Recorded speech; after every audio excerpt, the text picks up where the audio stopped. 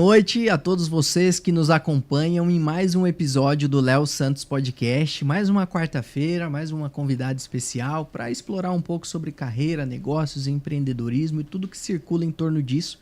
Estamos aqui, como eu sempre digo, para aprender um pouco com pessoas que têm histórias e carreiras bem consolidadas, mas que tiveram um início, que tiveram desafios, que tiveram várias situações que possibilitaram elas chegarem aonde elas chegaram. E elas gentilmente nos trazem aqui seus insights, suas histórias, suas contribuições para que nós possamos alcançar mais um pouco de conhecimento e dar mais um passo em direção ao nosso tão desejado sucesso. Lembrando, como eu sempre digo para vocês, que o sucesso não é necessariamente você ter o maior volume de dinheiro no seu bolso, ou você ser o número 1 lá na empresa que você participe e lidera, mas sim você fazer muito bem aquilo que você se predispõe a fazer, fazer com qualidade, fazer com paixão, fazer com um nível de excelência que as pessoas ao seu redor estejam muito satisfeitas e felizes com aquilo que você está fazendo.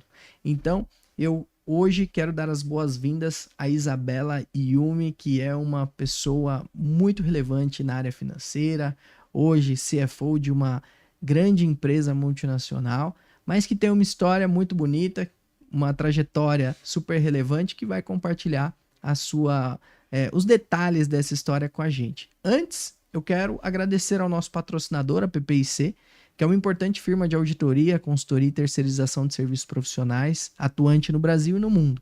Se você, empresário, executivo, tem necessidade de algum serviço nessa área, acessa aqui o QR Code, será direcionado para o website da PPIC e lá você terá acesso a todas as soluções e serviços prestados por essa importante firma. Sem mais delongas, seja bem-vinda, Isabela. Muito obrigado pela disponibilidade de estar aqui conosco. Eu que agradeço, Léo. Prazer estar aqui, prazer estar falando com seus ouvintes e estou muito contente. Bora papear hoje, né? Bora conversar. Pegar os detalhes de uma história tão importante que é a sua história, né? Que hoje é uma mulher de grande sucesso, uma mulher de destaque, uma mulher que é escritora, participou aqui do livro Mulheres nas Finanças e várias dessas coautoras já estiveram aqui. Ela é mais uma dessas coautoras, uma pessoa que relata aqui um caso super legal e ela tá presenteando este livro para quem for o primeiro que comentar aqui. Então, o primeiro que comentar, eu vou entrar em contato e vou entregar esse livro com muito carinho, que é um presente da Isabela. Certo, Isabela? Certo, estamos de acordo. Mas vamos começar pelo começo? Vamos. Porque hoje é muito legal falar, eu sou uma executiva de grande sucesso, de uma empresa multinacional, participo de calls, reuniões, viagens, né? Toda aquela imagem de muito... que é muito legal, né? Que às vezes aparecem até em filmes, o grande executivo. Mas eu acho que às vezes a gente precisa voltar aos primeiros degraus e lembrar toda a nossa história, como tudo começou, até para que nós possamos inspirar pessoas, né? Mostrar para a sociedade que existe luta, existe batalha para você alcançar os objetivos na sua vida. E eu sei que você tem uma história muito linda, né? Descendente de japoneses, certo? Sim, exato. E eu queria ouvir um pouquinho desse início, se você puder compartilhar, eu agradeço. Legal, Léo. Bom, eu sou filha de mineiro e com uma paranaense, então eu costumo dizer que é um sushizinho com queijo Minas, né? Aquela mistura. Então tem descendência japonesa, né? O meu avô, ele veio lá fugido da guerra, Segunda Guerra Mundial, viajou por horas, né? No navio para chegar aqui no Brasil e foi trabalhar na roça, fazenda mesmo, né? Então eu tenho essa né, raiz, né? De muita luta, né? De busca de melhores condições, né?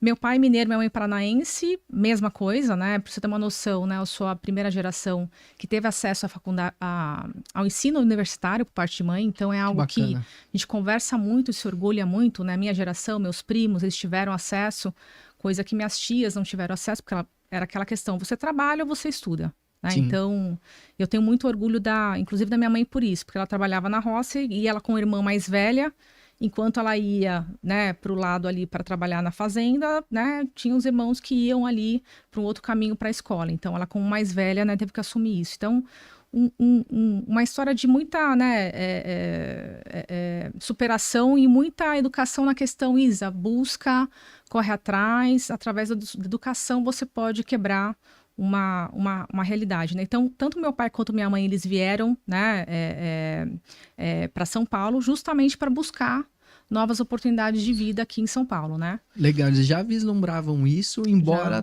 trabalhassem no campo, né? Exato. Isso então, aí minha mãe veio, né, e ela começou a trabalhar ali como cabeleireira, né, microempreendedor, meu pai começou a trabalhar em empresas, etc.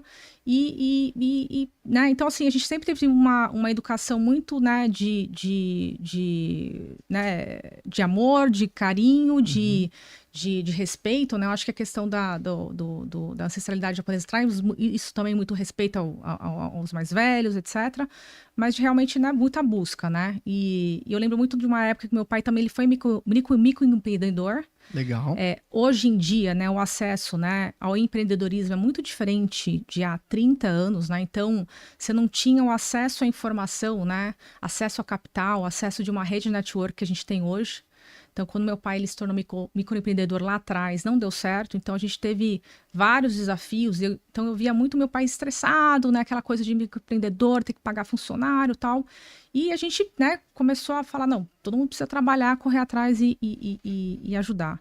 E foi muito interessante, Léo, quando você falou, né, lembrando o pessoal que sucesso, né, o conceito de sucesso é muito relativo. Eu lembro de uma fase que foi muito marcante para mim, e hoje eu olho com muito carinho, muito orgulho, uma fase que mais ou menos o meu pai, eu acho que ele estava com seus 50 e poucos anos ali, minha mãe com seus 40 e poucos anos, e a gente foi na rua panfletar para angariar cliente, né? Bacana. E aquela imagem para mim ficou muito marcante, porque eu olhei meu pai com aquela idade, minha mãe, e eu falei, gente, eles deveriam estar mais tranquilos, eles deveriam estar, né, com... não aqui, né? Uhum. Óbvio que a gente tinha aquela coisa de adolescente, você tá com vergonha de esbarrar com algum conhecido da escola, aquela coisa de criança, mas o que mais marcou foi ver os meus pais panfletando e falando, não, preciso fazer algo, preciso transformar de alguma forma.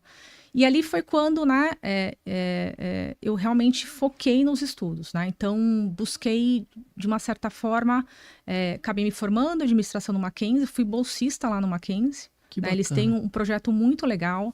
E eu lembro que na época, quando eu entrei no Mackenzie, né, aquela coisa, né, de precisar pagar a faculdade, eu fui conversar lá com um capelão da Universidade Presbiteriana. Falei, capelão, me ajuda, tal, e sou muito grata, porque eu tive uma bolsa que auxiliou muito na época. E comecei, né, aquela busca de estágios, né? Até a gente estava falando, né, Léo? Antigamente, na minha época, né, os estágios de grandes empresas, eles não eram remunerados.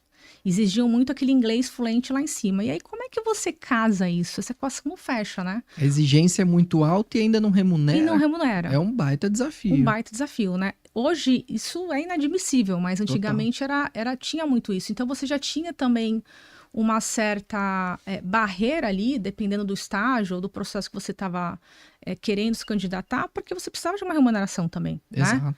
né? Mas, né, me formei, corri atrás e logo na sequência eu comecei a estagiar numa empresa do grupo GPS, né, predial. Então lá foi quando eu comecei ali como estagiária de finanças, né, como analista de contas a pagar, e foi quando tudo começou né, financeiro entrar, o mundo de finanças entrar na minha vida, né. Bacana. E eu costumo dizer que o contas a pagar ali, né, é o esqueleto da empresa, né, porque tudo que entra e sai é o esqueleto que você, de uma certa forma, reporta ali para resultado, né? Então, é onde acontece tudo, né? Gestão de fluxo de caixa, por aí vai. Então, basicamente, ali comecei lá como estagiária e depois fui efetivada nesse grupo GPS, né? E depois de um tempo trabalhando lá, eu fui convidada para trabalhar numa das empresas do grupo de ABC de comunicação. Né? E aí fiquei quase 4 anos nessa empresa e chegou uma hora que eu falei, gente, tá faltando alguma coisa, né? Aquele momento que você... É muito curioso, eu não via referências financeiras, porque eu via alguns líderes muito estressados, gritando no meio dos corredores, aquele estresse de uma pessoa de finanças. Eu falei, gente, mas assim... É isso que é ser de finanças? Cara, né? Não, né? Então, assim, aquele aquela referência que você olhava e você não admirava, né? E aí eu cheguei naquele momento que eu falei, gente, eu tô feliz, né? E aí eu conversando com amigos, né? E aí um falava, poxa, eu tô feliz porque aqui a empresa é fantástica, plano de carreira, eu tô feliz porque aqui eu tenho... E eu falei, gente, não, né, não tinha... E aí foi quando, né, na época era a questão do idioma, né? Era muito, muito importante, né? E aí foi quando eu tomei a decisão que eu falei, gente, vou morar fora. Legal. Vou morar fora para adquirir o inglês. Isso você tinha que idade?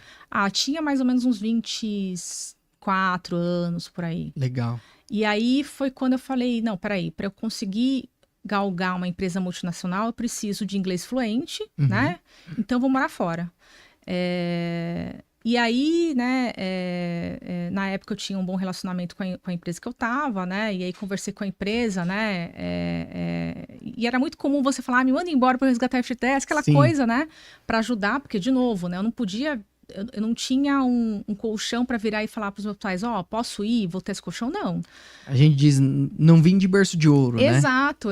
Era algo que eu precisava melhorar na questão do inglês, precisava, mas realmente eu não podia depender, eu não tinha suporte financeiro. Se era uma decisão minha, eu realmente teria que decidir e ter o meu colchão financeiro e tocar, né? Legal.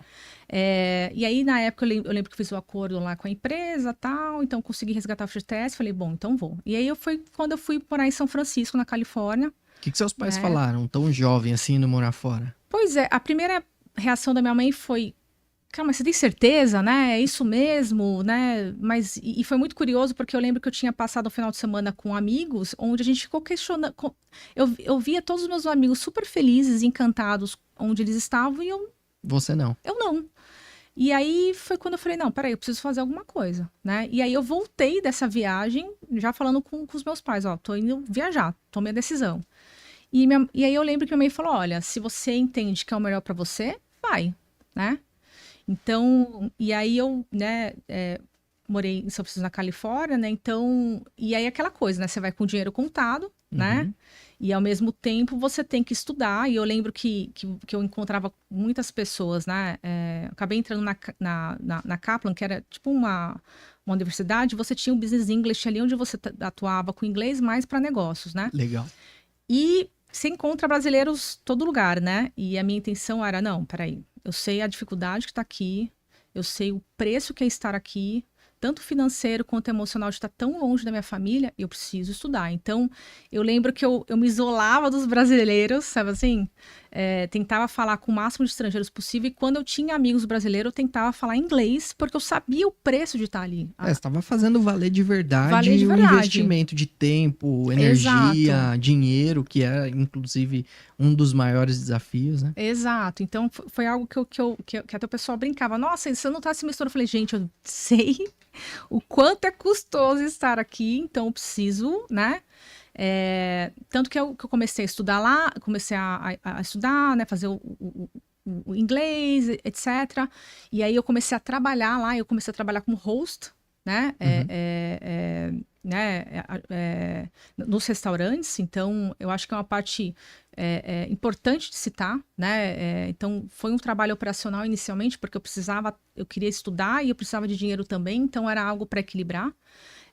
E foi uma das melhores épocas da minha vida, Léo. Foram as mais desafiadoras, porque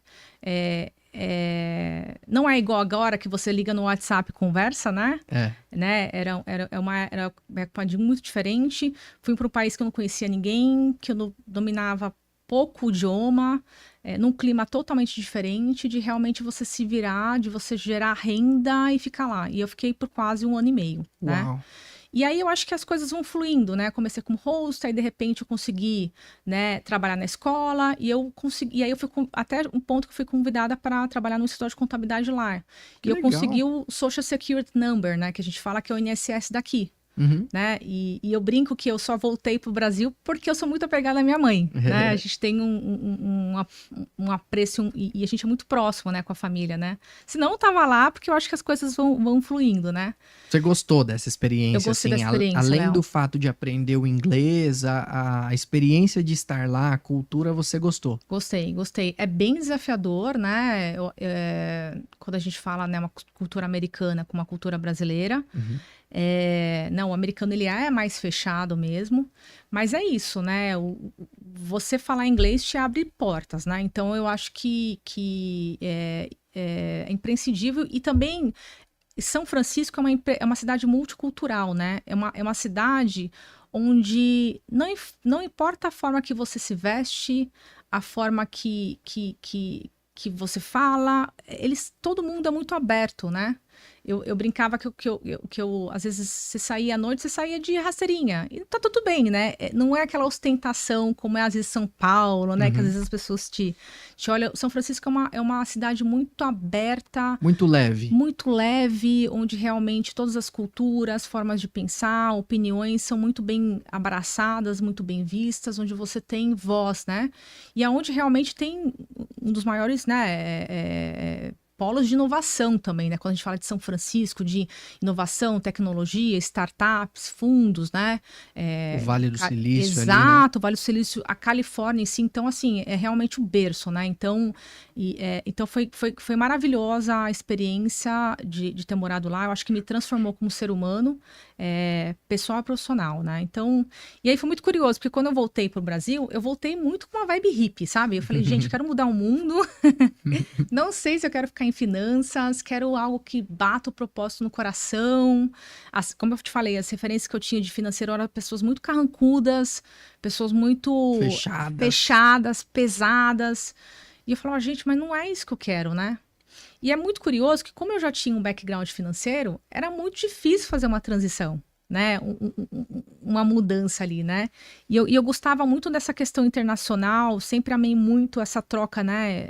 Durante esse tempo que eu morei fora, eu amava conversar com pessoas de outros países para entender como é que a economia aí, como é que a educação, para entender, né, a dinâmica, o jeito. Isso. E falando inglês, as portas estavam abertas. Exato. Né? E o quão é fantástico, né, o ser humano, né, as suas diferentes versões, nacionalidades, né? Então me encanta, né, esse ambiente internacional, multicultural, essa troca de cultura, assim, é algo que me brilha os olhos, né? Então, assim, e eu voltei, né, e foi muito curioso. Quando eu voltei, eu falei, não, vou para uma área comercial, vou para uma área de, sei lá, negociações internacionais, né, aquela coisa. E aí fui tentando fazer alguns movimentos, algumas entrevistas, mas realmente o pessoal olhava meu currículo financeiro e falava, poxa, né? Não tá fazendo muito sentido, Não tá fazendo né? muito sentido, né? Então, aquela coisa de você querer fazer alguma mudança, etc. Mas eu costumo dizer que nada acontece por acaso, né? Eu acho que muitas vezes a gente tá no lugar certo, no momento certo, mas mesmo assim a gente questiona e tá exatamente onde deveria estar, né? E aí foi quando eu recebi uma proposta para trabalhar numa startup alemã, né? Uma empresa alemã que tinha aberto uma filial aqui no Brasil, né? Até então você não tinha trabalhado para empresas multinacionais, exceto a experiência lá na Califórnia. Aqui no Brasil era só empresa local mesmo. Somente empresas locais. E aí uma multinacional, tecnologia. Né, que são as famosas startups que a gente vem falando muito nisso, Big Techs, né? Big Techs, crescimento acelerado, né? Inovação, tecnologia, né? Então, acabei entrando nessa startup alemã. E aí foi um mundo que se abriu, porque era finanças, só que era o tempo todo falando com a Alemanha, e pessoas do mundo inteiro em inglês, e era algo que também eu tinha muito medo, que eu falei, gente, foi tão difícil, cara, morar fora, conseguir, preciso trabalhar e praticar, porque senão a gente esquece, né? Sim, sem dúvida. Né? Aquele receio, né, do investimento no geral retorno, sabe assim? Tudo bem que algumas coisas na vida são como andar de bicicleta, né? Sim, mas fica enferrujado, sim, né? E se você levar um tombo mais velho, machuca, então tem todos esses aspectos. Exato. E aí comecei a trabalhar nessa empresa alemã, né? né, reportando para o CEO, né, fiquei um tempo também em Berlim, onde onde ficava a sede da empresa. Isso bem jovem ali, antes dos 30 até. Isso, e aí muito focada na questão de entender como é que eles queriam ver o resultado, o que eles queriam entender dos reportes a nível Brasil, né, dos KPIs, do que eles estavam buscando. Então, passei um tempo lá com eles para entender e conseguir implementar aqui no Brasil, né? Legal. E, de novo, né, viagem, conversa, diferentes nacionalidades, cultura, aí começou, falei, não, peraí, tem finanças ali, tem algumas coisas que são, né, pesadinhas e puxadinhas, mas eu tenho um lado ali multicultural, internacional que me encanta. Então, opa, bacana. Tá fazendo sentido. Tô me achando, né? Então, né, trabalhei nessa startup alemã. E aí, na sequência, depois eu entrei numa startup também francesa. Então, era uma empresa também multinacional, muito sólida lá de mídia programática lá na Europa, que também tinha decidido abrir uma filial aqui no Brasil e queria expandir o negócio aqui no Brasil, né? Então, mesmo processo, né? Entender os números, reportar, né? Estabelecer toda a rotina financeira, desde contas a pagar até um reporte para fora que eles entendessem. Fiquei um tempo também lá numa cidade pertinha de Paris mesmo, onde era a sede para reportar. Na sequência, assumi o México, porque eles estavam expandindo a nível Latam, queria uma pessoa também de confiança para expandir, aí assumi o México também. E aí, Léo, como toda startup, né, é um ativo de muito risco, né? Sim. Tanto que as pesquisas dizem aí, né, empresas de startup, elas duram em média 2 anos e meio. Olha só. Porque, né, é muito investimento, é hyper growth, mas é muito teste inicial e muita, né? Às vezes o modelo não está nem validado ainda. Exato. Tem o dinheiro, quando tem um grupo internacional, tem o recurso, mas não tem ainda o business formatado, Exato. E aí, depois de quase 2 anos, essa empresa decidiu sair aqui do Brasil. Né? Eles optaram por fechar, e essa é uma outra questão de multinacional também, porque eles olham todos os unidades econômicos a nível global, né? Então, se tem alguma região ali que não faz sentido, né, a nível global não está performando, é uma decisão fechar aquela unidade, né? Buscando, né, o growth a nível global ali. É um processo que faz parte, né? E também, para quem, aí fazer uma pergunta técnica, o perfil do profissional que aceita participar de um processo desse também é diferente daquele que está acostumado num business mais conservador, sólido, né? Porque se você bota hoje você é CFO, coloca um CFO num business desse, aí ele fica maluco, né? Porque a dinâmica é assim. Eu costumo brincar que eu sou startupeira, né? Porque realmente as últimas empresas são sempre de tecnologia. Legal. E o perfil de um CFO de uma startup é muito diferente de um CFO de uma empresa tradicional. Você tem que pensar rápido, você tem que escolher as batalhas, você tem que estar perto do negócio, você tem que priorizar o tempo todo. Não dá para sofrer com todas as decisões. Muitas vezes é uma decisão de um investimento inicial que vai gerar um burn, mas a longo prazo tem-se um retorno. Dependendo do estágio da empresa, são KPIs que você enxerga. Então, é um mundo à parte, assim. É muito diferente mesmo. E é aquela que a gente fala da pegada, né?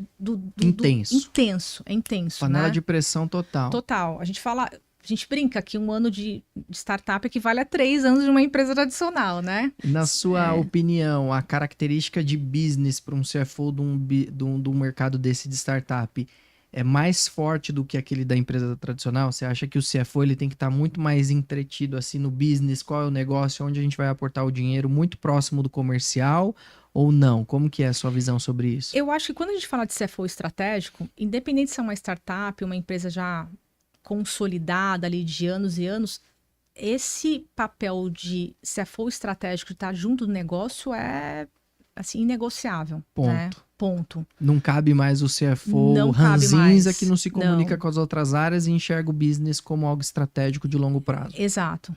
Isso eu acho que está virando cada vez mais, né? A gente sai daquele olhar do CFO débito e crédito, de não, para um olhar macro estratégico, realmente estando junto do negócio e ajudando a fazer com que aquela empresa cresça. Bacana. Né? Eu acho que é muito parceiro do negócio mesmo em si.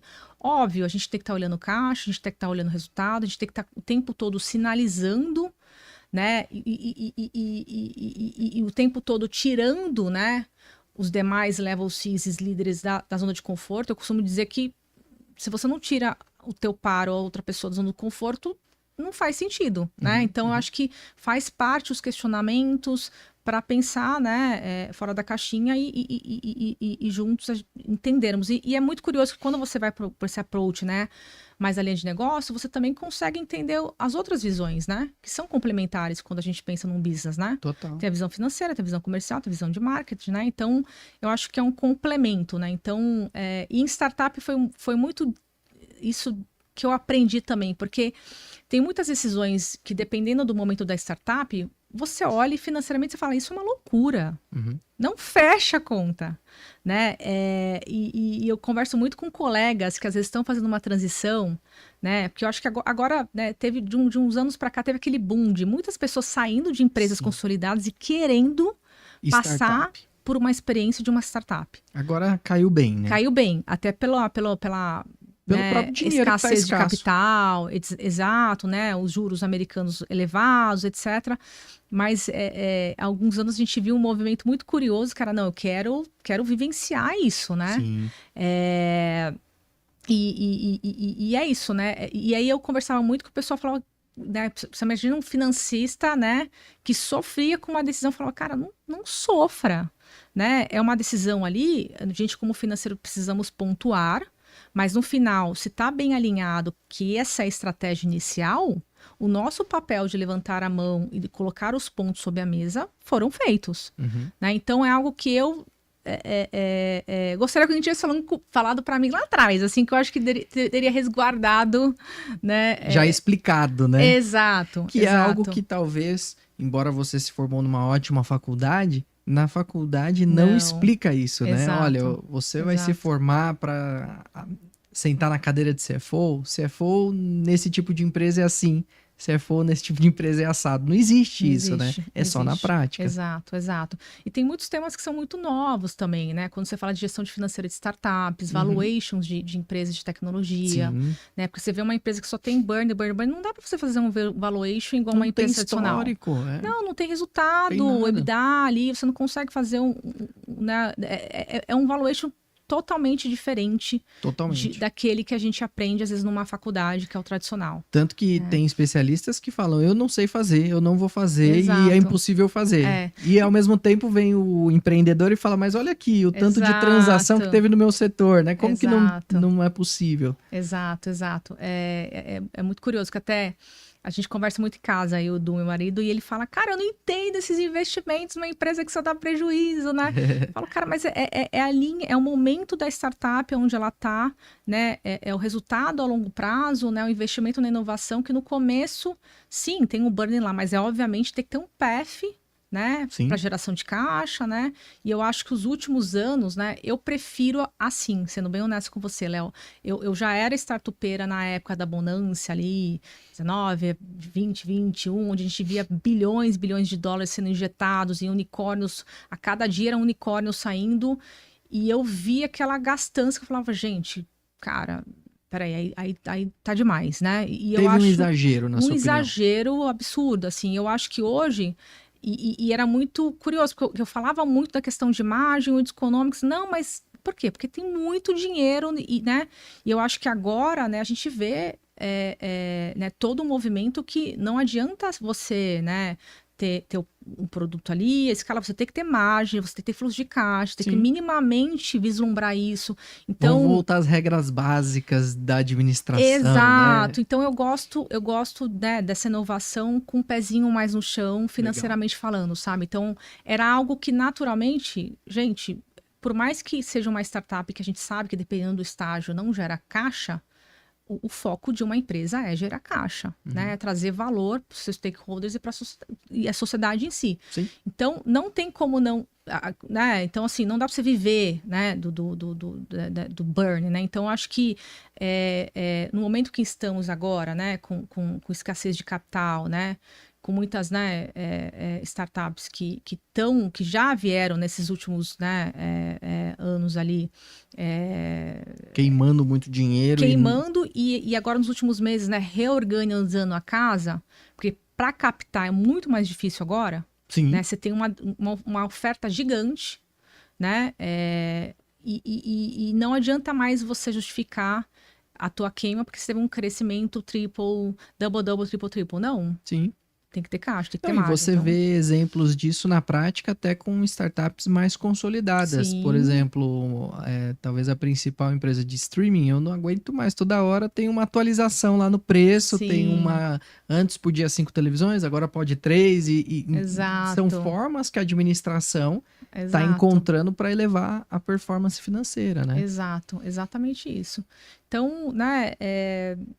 Então, esse mundo de startups, tecnologia, foi algo que, né... Foi um bichinho que te picou e valeu a pena, Sim, você gostou? Eu gostei porque, assim, né, o mais interessante de empresas de tecnologia e startups, né, não tem essa coisa da hierarquia, né? Você trabalha... Qualquer pessoa conversa com o founder, né, com o level C o tempo todo, né? A gente tá... o questionamento, ele tá aberto, né? A inovação, ela está aberta, né? Então...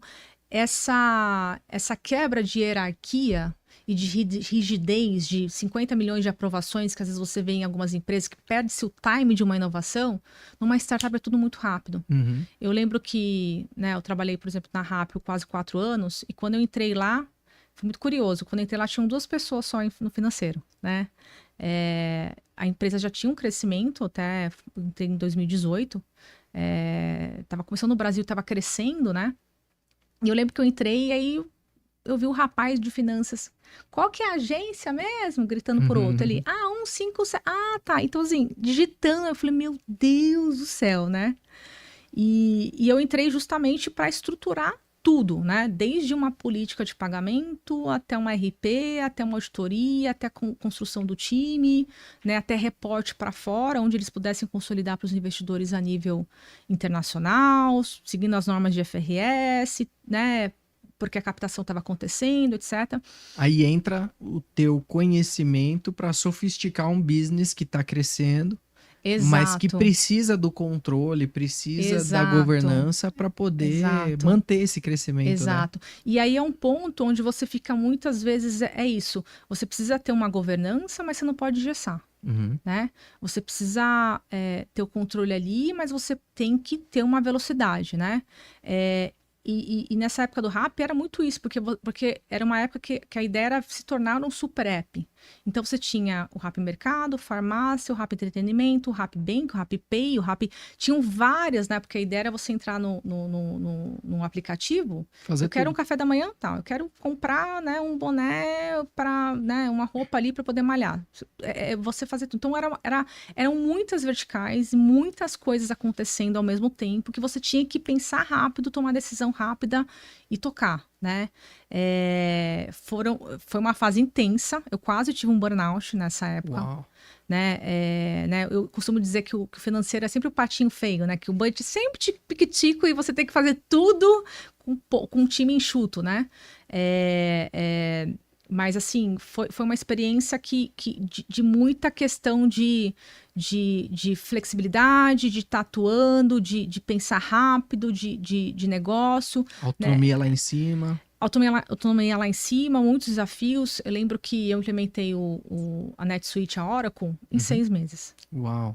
Em 6 meses eu implementei um sistema e a gente já estava na faturamento a casa de milhões e milhões e milhões. E eu lembro até que uma das consultoras falou, Isa, eu nunca vi isso na minha vida. Primeira vez na vida. Como é que pode você... Eu falei, cara, é isso. E esse é o ponto da execução. E às vezes quando você vai para uma empresa muito grande... Engessa demais, porque às vezes uma decisão que é muito simples passa para um aval aqui, aí conversa com fulano, aí passa para um outro level C, aí você é multinacional, tem que pegar a aprovação de não sei quem, que aí conversa com mais... Então, isso tudo demora-se muito e uma startup é muito mais rápida. Legal. Ela pensa rápido, ela executa rápido e né, obviamente tem os preços que são pagos por isso, né? Muitas vezes numa inovação, falhas acontecem, Erros acontecem e faz parte de uma certa forma da inovação também. Mas eu acho que o que é mais incrível é a questão da velocidade, né? O teste faz, né? Então acho Isso é bem legal e tem vários pontos super interessantes, como a autonomia, a velocidade, a rapidez, a criação, que talvez não é exercida numa área financeira de uma empresa tradicional. Você tem que ser muito criativo Sim. numa estrutura dessa. Mas existem preços tanto para o investidor, que é o capital, que ele está consciente de que pode perder ou pode ganhar. Mas existe um preço que você comentou agora que eu acho interessante a gente relatar, que você quase teve um burnout. Sim. Porque o preço na física, né, é muito desafiador, porque a nossa vida tem um limite aqui na Terra e a gente pode, dependendo das nossas decisões, antecipar esse tempo, né? Como é que você sente que você saiu desse burnout ou desse possível burnout? Como que foi essa fase específica do ponto de vista pessoal? Legal, Léo. Eu lembro muito, porque é muito sorrateiro, né? É sorrateiro essa questão do burnout. Eu acho que tem que ter muito cuidado, porque eu estava numa atuada de muito trabalho 24/7, né? E aquela coisa de entregar, e eu acho que uma coisa que eu aprendi ao longo da minha carreira é dizer não. Né? Eu acho que a gente precisa entender o nosso limite, dizer não, porque o mundo corporativo, o que puder absorver. Então é importante você levantar a mão e pedir ajuda quando você precisa, é importante você levantar a mão e falar, não consigo entregar. E durante muito tempo eu achava que eu não podia fazer isso, que isso poderia ser um sinal de fraqueza, né? Então são questões internas que cada um tem, né? E eu lembro que uma vez eu fui trabalhar, eu tinha acabado de sentar, e aí veio uma pessoa do comércio e falou, Isa, e me tocou assim. Quando a pessoa fez Isa e me tocou, eu senti um calafrio no corpo inteiro. Eu falei, nossa, não fala. Eu pensei comigo, não fala comigo. Né? Só o toque ali me deu um. Né? E aí eu olhei assim, aí a pessoa falou, eu precisava disso. Eu falei, tá, eu não tava processando mais nada. E eu lembro que eu fui tinha um rooftop lá nesse prédio. Respirei fundo e eu comecei a andar e eu sentia que o chão caía, que eu ia cair. É como se eu estivesse caminhando, mas minha alma estivesse indo para baixo, sabe? Falei, gente, não dá, né? Porque o nível de estresse, né, de entregas, pressão, muita coisa acontecendo o tempo todo, né? E eu lembro que, coincidência ou não, naquele dia, o meu CFO Global estava vindo, e foi quando eu sentei com ele e falei, cara, tô saindo. Tô quase no burnout. Ele falou, não, Isa, pelo amor de Deus, vamos lá e vamos colocar gente. E aí é nessas horas que coloca mais gente. Vamos fazer isso, vamos mudar aqui, tarará, tarará. E aí foi quando, né, estruturaram melhor o time e tal. E eu dei uma respirada. Uma coisa que eu faço hoje, não abro mão, é terapia. Eu acho que todo mundo deveria fazer terapia. Eu acho que a terapia é uma porta para o autoconhecimento, é uma ajuda para o autoconhecimento. Né? Quando você olha para si, quando você entende suas questões, quando você entende o que está lá por dentro, o que está pegando, ajuda demais. Então, eu lembro que nessa época do quase burnout, né?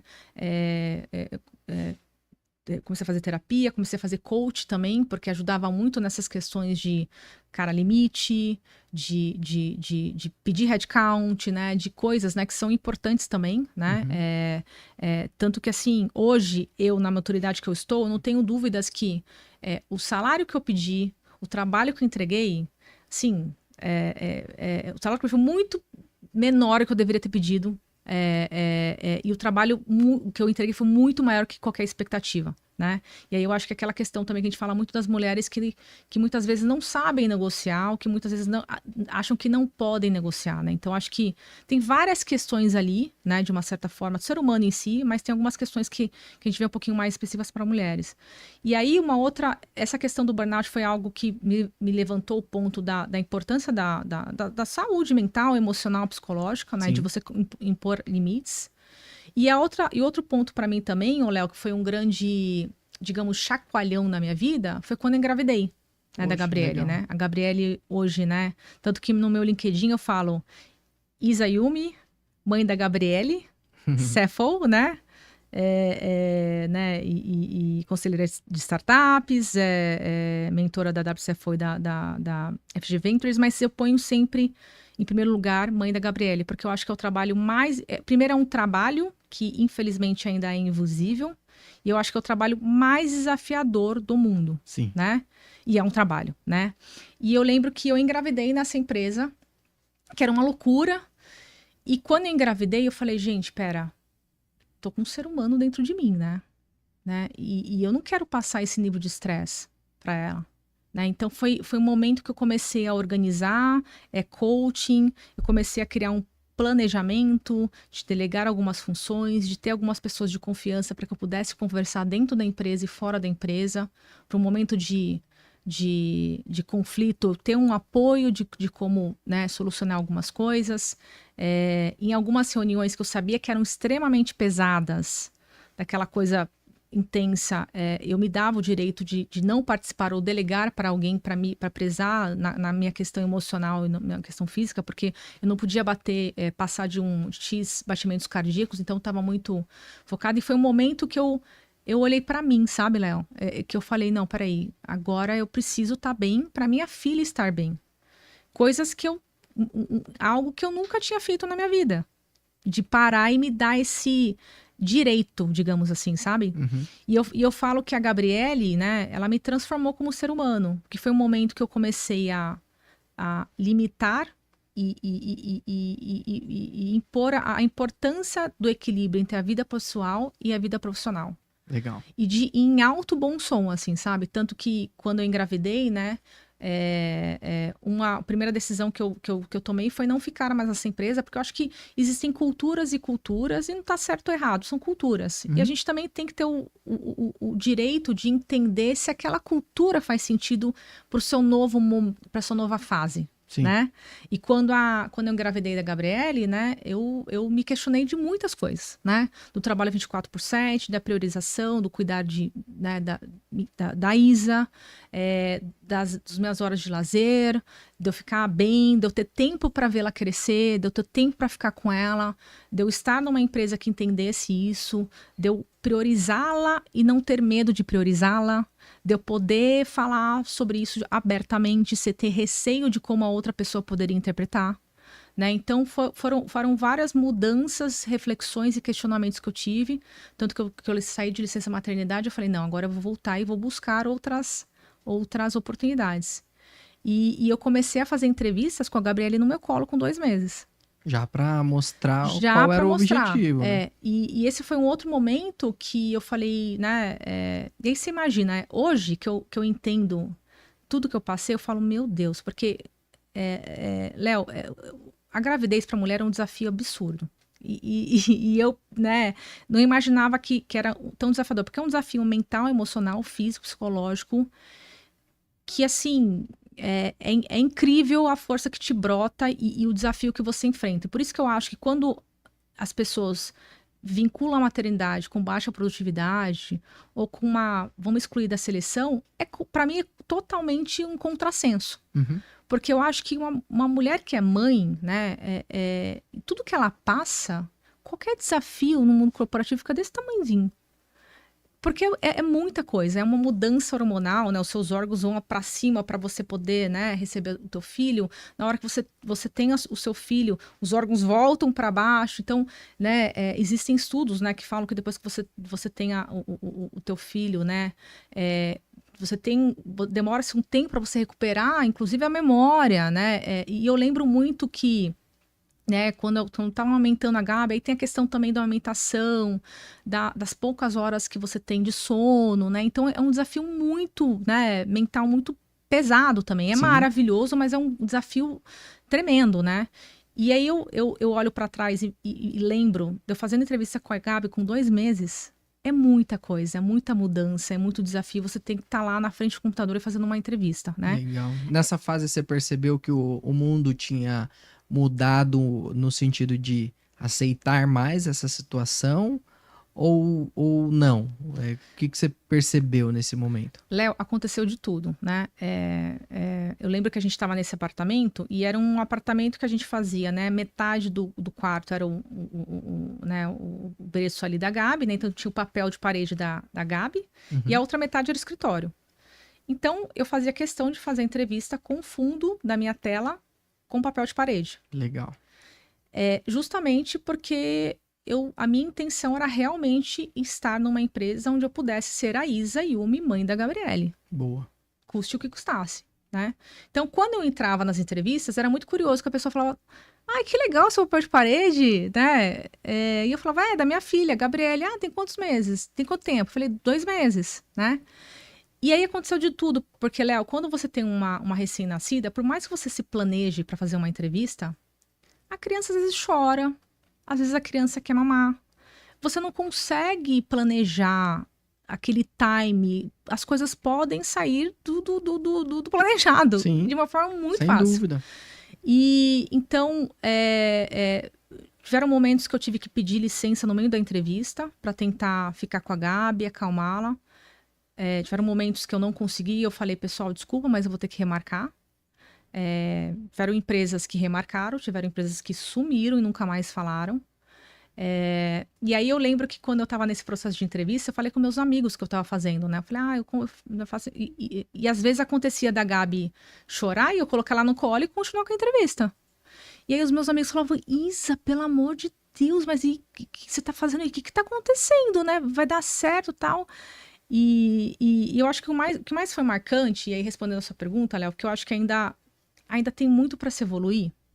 Eu lembro que eu estava participando de um processo de uma grande empresa, né? E eu tinha passado por várias etapas. E durante todos os meus processos, todas as entrevistas, eu falava muito da questão, né? A Gabriela é minha prioridade, né? Se eu precisar sair e levá-la para um médico, como isso é visto? Eu perguntava, né? E aí eu lembro que eu recebi, depois de um tempo, né? Numa etapa X, eu recebi uma negativa desse processo. Como era um headhunter que estava intermediando e eu o conhecia, eu mandei uma mensagem para ele. Falei, poxa, me fala, né? O que aconteceu? Me dá um feedback, né? Será alguma skill que eu não tenho, algum curso, né? Para eu ver como eu posso evoluir. E aí, Léo, foi muito curioso, porque essa pessoa falou assim, Isa, olha só, não tem nada a ver com o ponto de você ser mãe, tá? Ele já começou assim, nada a ver. Mas olha só, essa empresa, ela tem um desafio gigantesco nesse momento, que não condiz com o seu momento atual. Que precisa de muito, né? É um trabalho muito pesado, né? Que vai exigir muito de você, né? E aí eu lembro que eu falei assim, tá, assim, mas é um trabalho pesado, mas eu consigo entregar. Eu acho que não, isso não é uma questão, né? Eu consigo me organizar e entregar. Não, Isa, mas olha, fica tranquila, o pessoal te adorou. O que eu posso te garantir é o seguinte, se essa vaga, né, se fosse daqui a 1 ano, você teria sido contratada. É mais pelo seu momento. E aí, Léo, foi a hora que eu falei, cara, como assim momento? Não é que eu sou mãe e é um momento e amanhã eu vou acordar e não vou ser mãe. É a minha nova versão. Eu sou mãe, ponto. Então, é aí que você vê, né, como ainda tem muito a evoluir. E aí que você vê o selo Great Place to Work funcionando. Exato, né? Exato. E aí eu lembro que eu voltei dessa empresa, da licença maternidade, com 2 offers na mão, para ser CFO de uma health tech, uma CFO de uma outra empresa que eu acabei não topando. Muito feliz, porque como eu falei, assim como tiveram empresas que não me retornaram, tiveram essa postura, tiveram várias empresas que falaram, Isa, que bacana a sua postura. Eu tive entrevistadores que falaram, eu admiro a sua coragem de falar de uma forma aberta que a sua filha é sua prioridade, de deixar claro os seus valores familiares. Parabéns. Né? Então, acho que da mesma forma que tiveram empresas que não deram sequência, outras empresas abraçaram. Então, eu acabei voltando com 2 offers na mão, que foi fantástico. Porque, assim, é isso, né, Léo? Em alguns momentos, a gente também precisa... olhar para si. Não tô falando que não foi fácil. É óbvio que é doloroso, né? Você vê esses tipos de movimentos, te chateia, te gera uma frustração, uma revolta. Sim. Mas, e eu lembro que até na época eu postei sobre isso no LinkedIn, né? Quando eu voltei, eu falei, aconteceu isso, relatei, inclusive, essa questão de momentos, questionamento.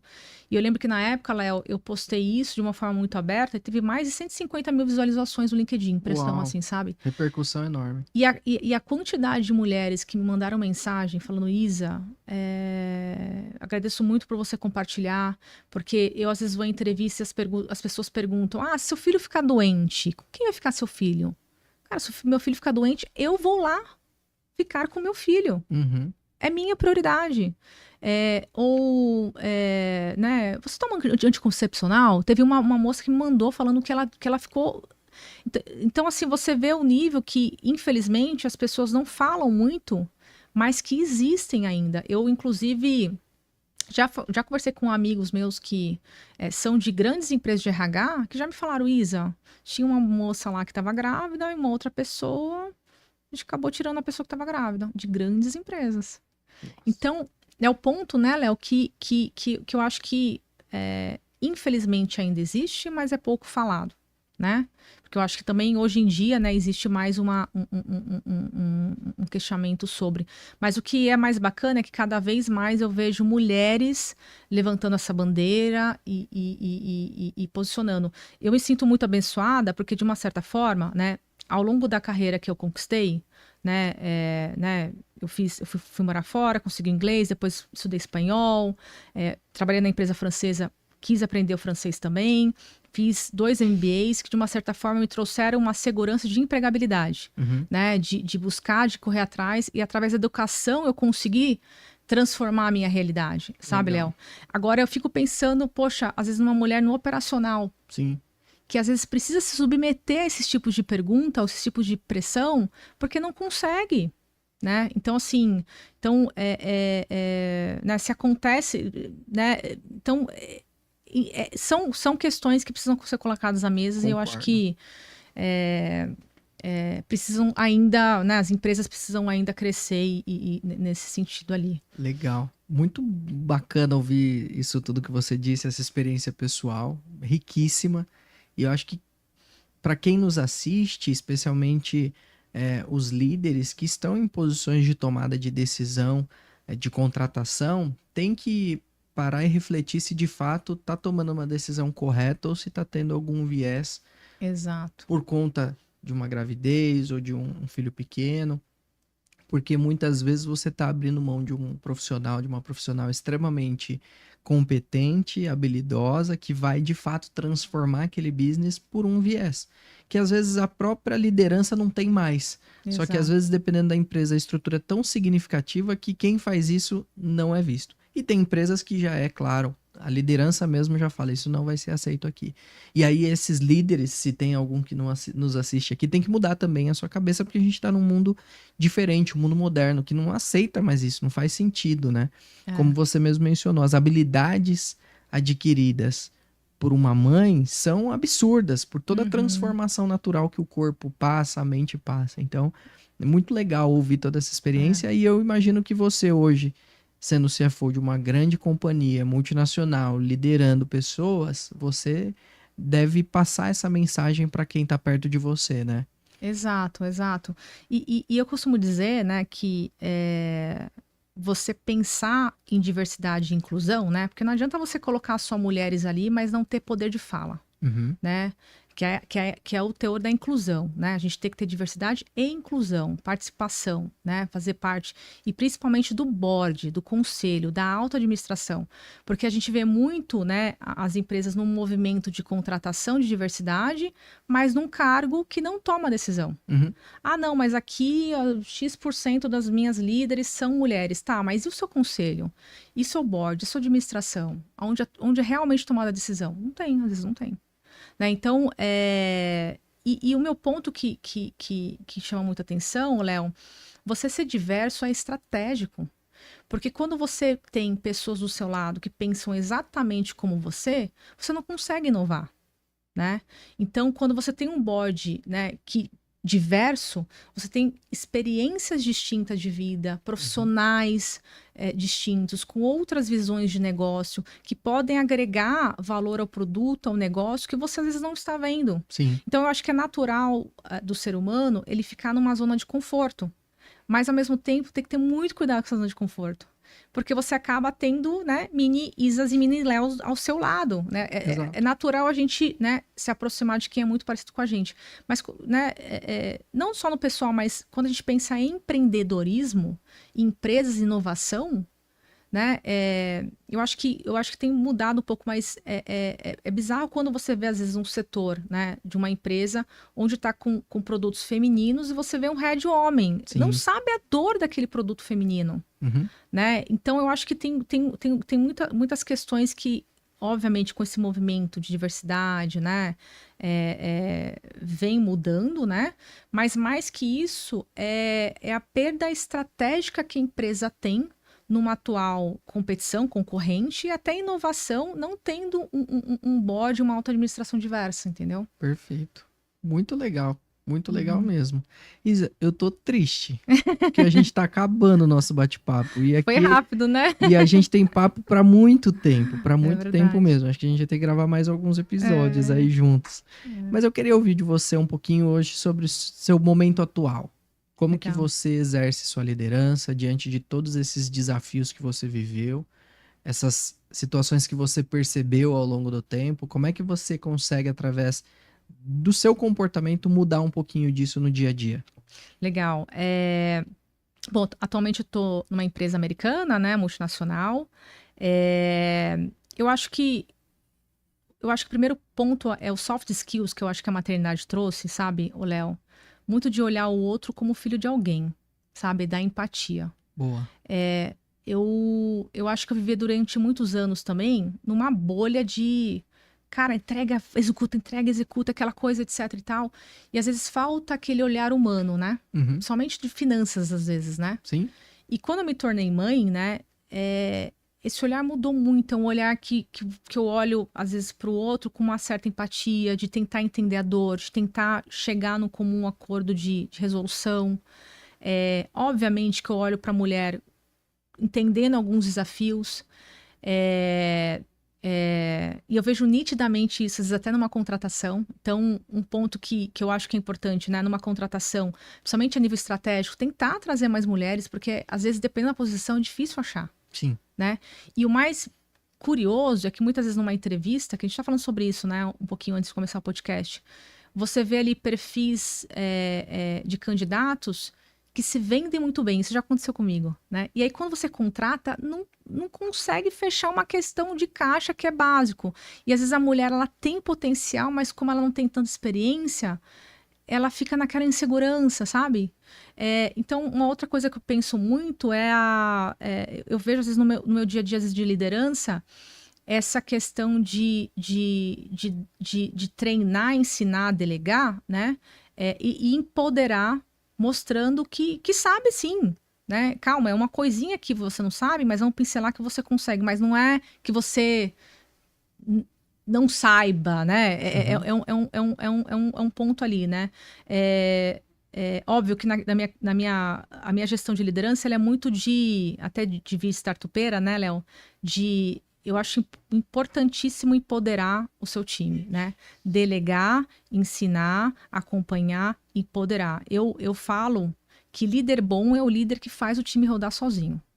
E eu sei que isso é polêmico e tem pessoas que se incomodam com isso. Mas eu acho importantíssimo. Não estou falando que a gente vai largar e sair, não. Mas eu não tenho orgulho maior quando eu vejo uma pessoa do meu time tocando uma reunião que eu tô ali sustentando e ajudando, mas está voando. E eu acho que o papel do líder é isso, é empoderar e criar mini Safous futuros. Então, eu costumo brincar que eu trabalho no time para que sejam mini Isas espalhadas pela empresa. Legal. Né? Porque, de uma certa forma, você trabalha juntos ali, né? Então, essa questão, né, do empoderamento, de delegar, da empatia, de você também buscar mais mulheres também, né? Mulheres e um time diverso, de uma certa forma, eu acho super importante, né? Dessa diversidade e inclusão também. Então, acho que é algo que eu puxo bastante dentro da minha atuação de líder. E o mais importante que eu sempre tento passar muito pro time é aquelas dicas que você fala, gostaria tanto que alguém tivesse falado isso pra mim lá atrás, sabe? Uhum. Então, eu sou muito de sentar, ensinar, mostrar por que isso é assim, o macro, trazer um conforto, uma segurança para levantar a mão e perguntar ou dizer que não sabe. Durante muito tempo na minha carreira eu achava que não podia falar que eu não sabia, né? Então, hoje, né? E não tem isso, né? A gente nunca sabe tudo, né, Léo? E a gente está em constante, né, aprendizado, né? Total. E hoje, né, você fala, olha, não sei, mas deixa eu checar e retorno, tá tudo bem. Mas eu achava que isso poderia soar como, né, não, peraí, a pessoa não tem habilidade, né, não tem o conhecimento, né. Então, uma outra ponto também de, gente, vamos dividir a dor, vamos pedir ajuda, né, vocês não estão sozinhos, né, e eu brinco que finanças é a curva do rio, né, tudo que tá, alguma coisa, alguma sujeira, de uma certa forma, para e você pega, porque você é detentor dos números por completo. Sim. Logo, a gente precisa dividir as dores com as demais áreas também, para juntos a gente trabalhar. Então, outra coisa que eu cito muito no time, a questão de dividir a dor com uma área correlata, trazer para o jogo, entender do porquê do prazo, entender o impacto daquela ação no resultado, para construir essa parceria entre as áreas, né? Porque às vezes o financeiro também tem que fechar o número, ele sofre sozinho porque ele precisa fechar. Sim. Não, divida a dor, divida a responsabilidade, accountability também dos demais, né? Então, acho que essa questão de transitar e, naturalmente, também, por último, que é você estar junto do negócio, né, Léo? Acho que você estar junto e você incitar também o time a estar junto do negócio, olhar como parceiro e agora, mais ainda, aberto a mudanças, né? Eu costumo dizer que em startup, muitas vezes você passa meses trabalhando e, às vezes, uma ideia é descartada em horas. E tem que ter desapego, né? Então, assim, segue o jogo, né? E ter essa flexibilidade e essa... né, direcionamento a mudanças e inovações que podem acontecer ao longo do caminho, né? Então, não dá para ficar engessado, digamos assim, né, Léo? Legal. Poxa, muito bacana ver essa evolução da sua carreira e a mudança de comportamento, de postura diante dos desafios, que são iguais para uma rotina financeira, mas são diferentes pela postura que você vai enfrentar esse desafio, né? Hoje mais madura, com uma visão diferente, Sim. Transformada, né? A visão 2.0, depois de ter filho, depois de já ter passado por diversos desafios. Então, isso mostra para mim e para quem nos assiste que é possível você ser você, e isso é inclusive importante e necessário para que você seja mais feliz, tenha uma vida leve e consiga cumprir os desafios propostos ali de uma maneira agradável, boa e com saúde. Exato. Então, acho que isso é o melhor ou o maior ensinamento que fica aqui pra gente. Seja você, porque assim você vai conseguir fazer o seu melhor aonde quer que você esteja. E tem um lugar para todo mundo, né? Exato. Todo mundo tem um lugar ao sol. Exato, Léo. Muito bacana. Isa, muito obrigado. Uma honra ter tido você aqui no nosso bate-papo, no Léo Santos Podcast. Obrigado pela sua família também, por ter disponibilizado a agenda, né, sua, porque era para você estar em casa aí com a sua filhota, com seu esposo. E obrigado também a Stânia que nos conectou, agradeço a gentileza, como sempre, a super parceira. E para você que nos acompanha, se você gostou desse conteúdo, se você acha que ele é útil para alguém do seu relacionamento, não hesite em pegar este link e compartilhar via WhatsApp agora para o seu amigo, para sua amiga, para quem precisa ter acesso a esse conteúdo. Não esqueça de curtir aqui e também de seguir lá no LinkedIn a Isa, né? Como que tá lá no seu LinkedIn para eles te acompanharem? Tá, Isabela Yumi. Isabela com Z, um L só, Yumi, Y-U-M-I. Boa. E a hora que vê a mãe da... Gabriele. Vocês vão olhar a mãe da Gabriele. Não tem como não achar. Muito obrigado, agradeço. Deus abençoe Léo. sua vida. Amém, e que você continue sendo essa pessoa que está mudando o comportamento de decisões dentro do ambiente empresarial. Parabéns. Obrigada. Quero mandar um beijão ali para minha filha Gabriele, que eu amo demais, meu marido, para minha mãe, né, minha raiz, meu pai, meus familiares. É um prazer estar aqui, Léo. E quando você falou de sucesso, lá atrás o meu sucesso, o que eu vislumbrava de sucesso, era ver os meus pais confortáveis, era ter, né, uma certa tranquilidade financeira, mas principalmente ter um equilíbrio entre vida pessoal e profissional, né? Boa. E eu acho que é importante a gente estar bem com a gente e bem com a nossa família. Porque mundo corporativo e empresas, né, Léo, vem e vão o tempo todo. Sem dúvida. Né? Agora, aquele espaço, aquele tempo com a sua família, com o seu filho, né, com seus pais, é o que, né? E o espaço para você mesmo, né? Sim. De você tirar um tempo para respirar, para estar contigo, etc. Então, acho que esse equilíbrio, né? E esse balanço, né? Digamos, esse equilíbrio entre a vida pessoal e profissional, eu acho importantíssimo e hoje, para mim, é um dos principais pilares que eu busco, sim, sempre, sabe? Como o norte. De tá sempre nesse equilíbrio ali e colocando as prioridades familiar e Isa antes de qualquer coisa, porque o resto a gente corre atrás, né? É isso aí. Emprego tem de monte, Exato. Vida é só uma, família é só uma. Exato. Muito obrigado. Agradeço por Léo. todos esses ensinamentos, esses insights. E até a próxima, né? Até a próxima. Vai ter que ter mais. Tchau, tchau, pessoal. Tchau, gente.